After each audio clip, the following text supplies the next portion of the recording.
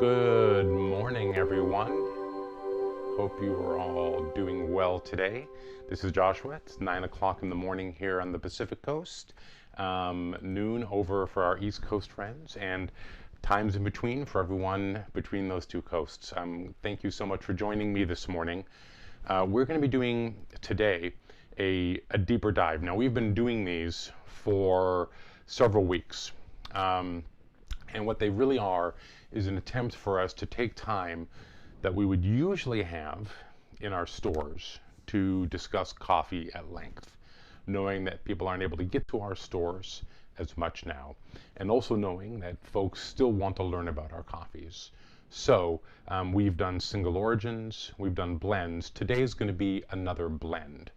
And it's actually the reason I've kind of been focusing on blends for the last couple weeks is because they're very popular. They sell very well for us, and that's just kind of an easy decision, right? To highlight those things which are a lot of our customers really enjoy. Now, if you haven't enjoyed this blend before, we're definitely going to put a link up for you to try it out by going to the website. And of course, reminding everyone to always consider that you can use our 10% discount when you use the code WATCHANDLEARN10 when you're purchasing from the website, knowing that you've been directed from these videos that you all participate in. We really appreciate you spending your time with us today as we take a deeper dive into a great blend of coffees called Bohemian Blend. Now, as the name implies, Bohemian Blend has some qualities that are, we refer to it as a darker roasted coffee, and it brings out some flavors that we can associate with that more fully developed coffee. Now, there is still some floral elements. We think of that as a honeysuckle, is the specific floral quality that we discuss. There also is the quality of sherry. Sherry is a fortified wine, which means that there's a wine base that is made, and then after the wine has been fermented, there's the addition of alcohol to that. And then something which is, I think, unique in descriptors for our coffee is malt. I'm showing a grain here, but of course, malting is a process that actually involves taking grains, drying them a certain level, and then actually, after they've been dried, steeping them, for lack of a better term, steeping them so that they sprout. And then after the sprouting, that changes the internal parts of the grain to transform and bring out elements of sugars. And then after that sprouting, they're dried again. It's really interesting when we think about that in relation to roasting coffee. We know that when we're roasting green beans, we are actually developing and bringing forth and highlighting aspects of sweetness and sugars. So hopefully, with the dark roasted coffee, we've been able to coax things out of it that are sweet. Lots of folks might think of a coffee that has a darker profile as a bitter, sometimes you'll hear people say, or over roasted or burnt. That's not the experience we're looking for when we talk about a coffee that's been more developed.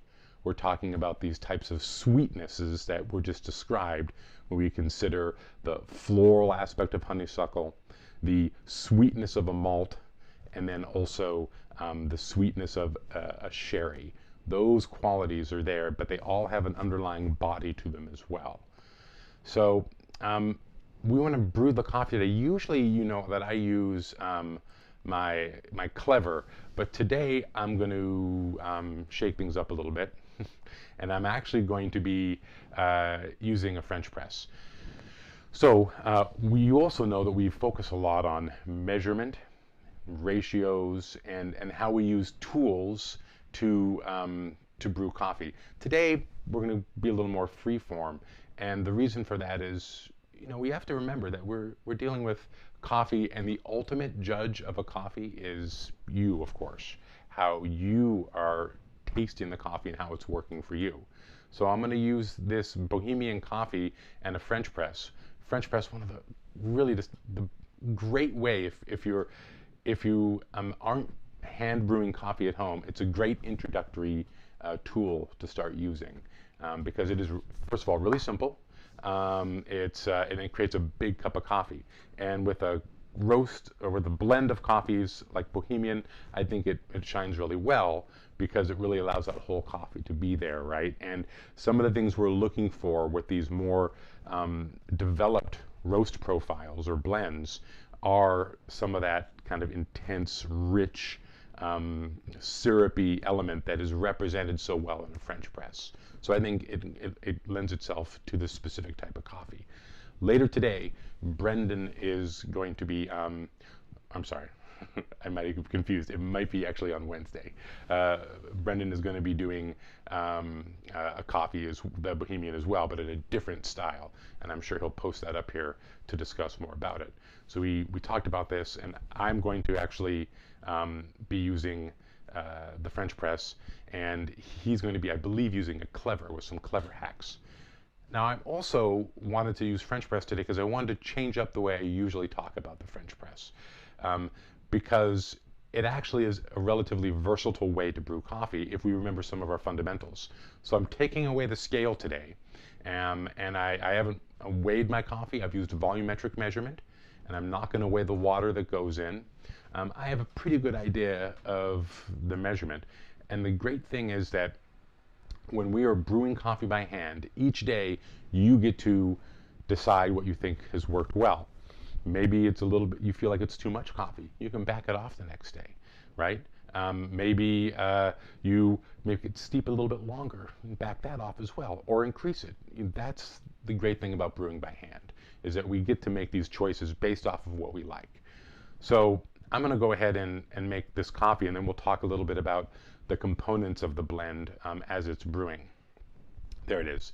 Brendan will be featuring the Las Brisas in the Clever Dripper, not the Bohemian. Sorry, too much going on up in the old noggin here. All right, so one of the things I'm going to do, which I don't usually talk about, is often we have put hot water into our vessel already. We've already put water into our French press, and the reason for that is we're preheating it so that none of the heat of the water that we're using is actually used to heat the vessel while we're trying to brew coffee, so that the hot water is going onto coffee in a warm environment, so we don't lose any of that heat in the water. It's not transferred to the vessel rather than going towards the brewing of the coffee. What happens when you do that is that there's water along the sides of the press, right? And so in order to do that, I'm going to replicate kind of a drop hopper from an espresso grinder with just a simple funnel. This is a canning funnel, right? They fit down over the tops of ball jars. If you're doing canning, you can get them in any store. So this way, when I pour the coffee in, it kind of goes straight down and stays away from the sides, so that I don't get any coffee along the sides if it's wet, because I've just pre-soaked the press with hot water to warm it up, right? So this way the coffee is all at the bottom. And the reason we don't want coffee along the sides is, of course, because I'm going to do a modified technique here in which I'm going to actually bloom the coffee to start with at the bottom of the press, just like we bloom with other pour-over techniques. And then I'm going to fill the rest of the press up, right? So if there was coffee along the side of the vessel here, of course, it wouldn't be blooming. It would be stuck on the side of the vessel. Usually with the French press, we fill it all the way right up, right away, then we stir. I'm exchanging that. I'm not going to do that today. I'm going to bloom first, and then I'm going to add the rest of my water and have that stand in for my agitation that I would usually do at the end of filling up the container. So another thing that I'm doing, which you probably have caught on to, is we've talked about some of these blends that have components of more fully developed coffee. I'm going to lower the temperature of the water that's going into the French press. Usually we're just off a boil when we're doing our pour-over techniques or our French press. In this case, I'm actually using water that's been held at 195, and I do that by using my Bonavita gooseneck kettle, which is a variable temperature kettle. All right. So we're going to go ahead and do this first blooming of the coffee, and I'm going to start my timer.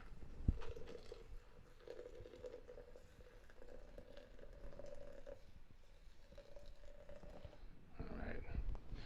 You know what? Let's go ahead and do that too. A little bit of a swirl. You see, I don't know if I can show you. It's going through the same process that blooming always goes through when we do it. The coffee bed, that bed of coffee is rising up as gases are released, and gas is being pushed through the different particles of the coffee, and you'll see the bubbles forming in the top. And as we get to 30 seconds, I'm then going to continue to fill. Another good reason to have one of these variable temperature kettles with a gooseneck on it is that it allows us to really direct where the water goes. And so I'm using this really vigorous method in which I've kind of agitated and stirred the coffee as it's gotten up to the top. And then a final thing that I always like to remember to do with the French press, when I put this lid on here, I'm going to just press it down ever so slightly so that the bed of coffee, that's a lot of it's still floating at the top, so that it actually presses that down below the water level. And then my timer is running. So while the timer is running, we're actually going to we're going to take off. I'm going to add this display capture over here, and I'm going to take off my browser there, so we can talk a little bit about this coffee on our website, so you can see where it's located. We'll go over here to the monitor, and when you go to Backdoor from Bronson, you go to the Bohemian blend, and you pull it up. I always, and if you're watching these, you're probably hearing me say it over and over again, but I really recommend you go over to this detailed coffee report, right? Because what that allows you to do is to actually take a look at what Bob has to say.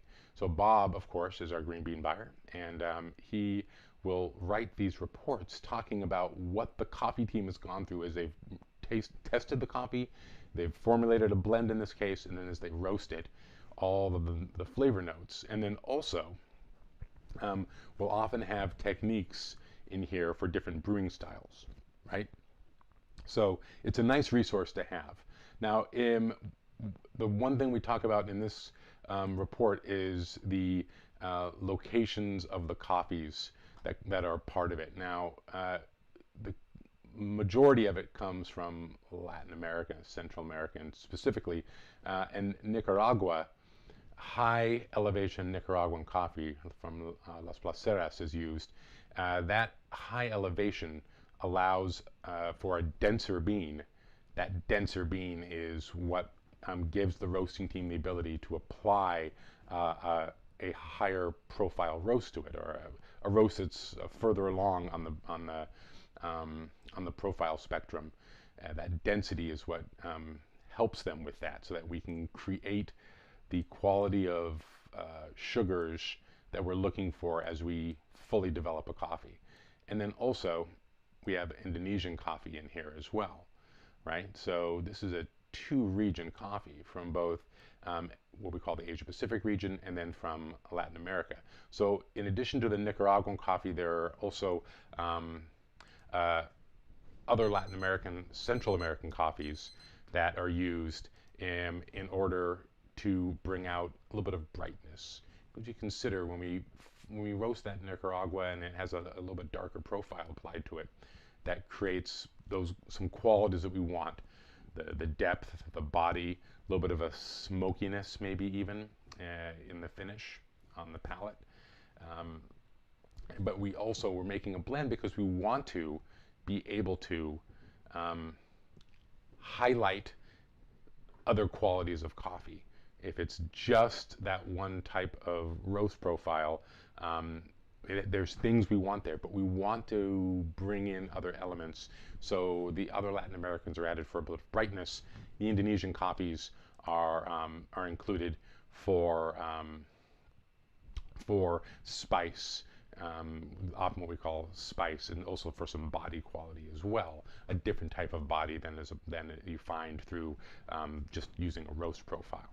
So there is our coffee. I've plunged the French press. I'm going to let it sit for a minute. I just want it to cool down slightly because I don't always want there to be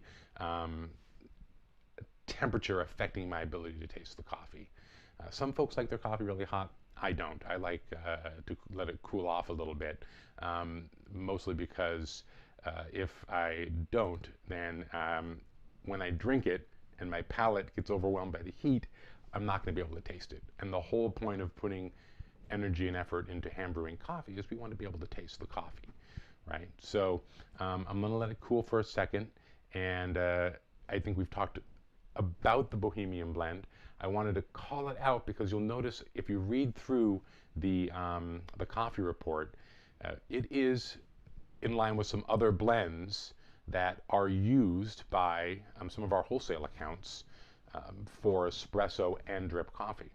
And again, that's another element of blending that we take into consideration, right? That we love our single origin coffees because they're absolutely unique and they speak to a moment, to a terroir, to a specific growing season in a region, and to a type of coffee.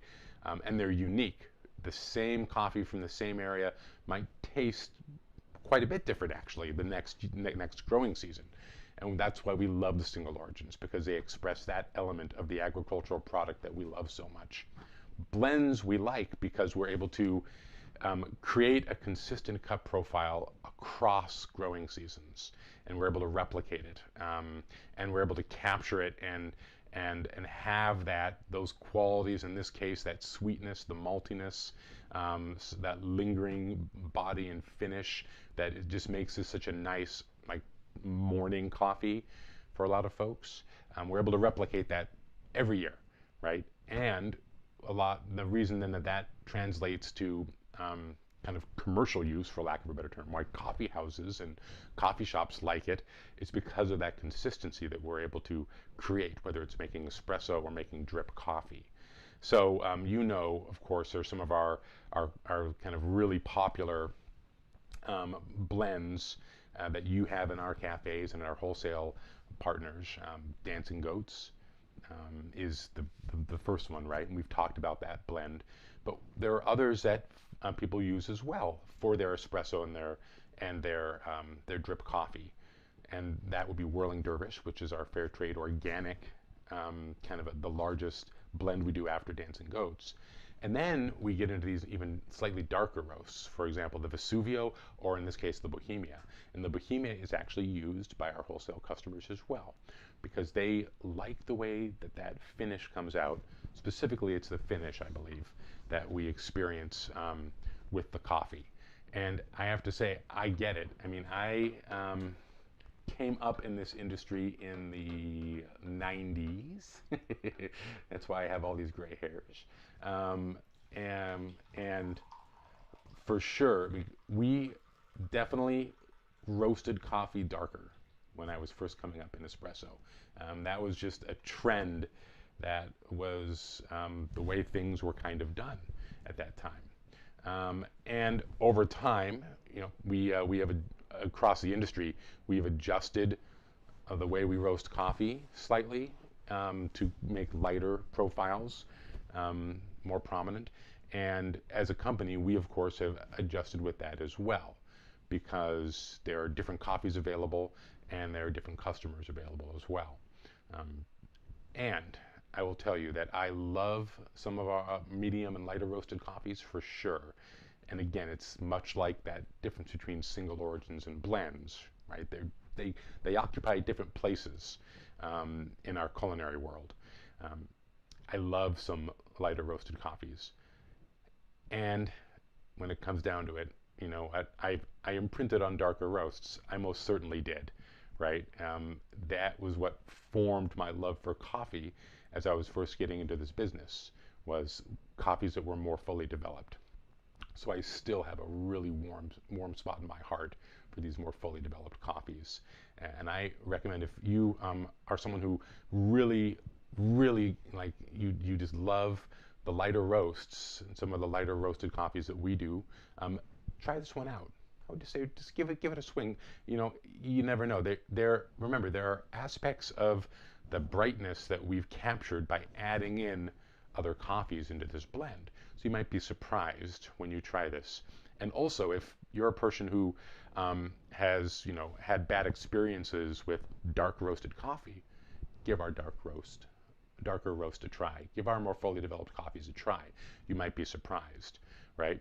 A coffee that is more fully developed should be sweet, should have a nice lingering smoke quality on the palate that is not acrid or bitter. It should be gentle and it should be lush on your palate. That's what our team works to create, and I hope if you haven't tried it before, you might give it a try, right? And then check back in with us and tell us what you think. So just remember one thing: if you are trying some of our more fully developed coffees, just lower your temperature of your water down a little bit, right? Just, you know, ease off a little bit on that water temperature. And I think that might help you capture some of the things that we love about this coffee in your cup. I want to let you know that tomorrow Bob is going to be here at 9 o'clock, and we're being joined by the Mirsch family. So that will be lovely. Will be another discussion with some of our long-time partners in coffee, people we buy coffee from, and they will be calling in to us. So that will be a great conversation that we have tomorrow at 9 o'clock here, noon Eastern Standard Time. And then also tomorrow, Brendan is going to join us, and he's going to be using a Clever Dripper. Now, I took the French press and did a little bit of modification to how I usually brew, because we always want to be talking about playing with our tools, right? We know that they are tools to use and we get to use them in different ways.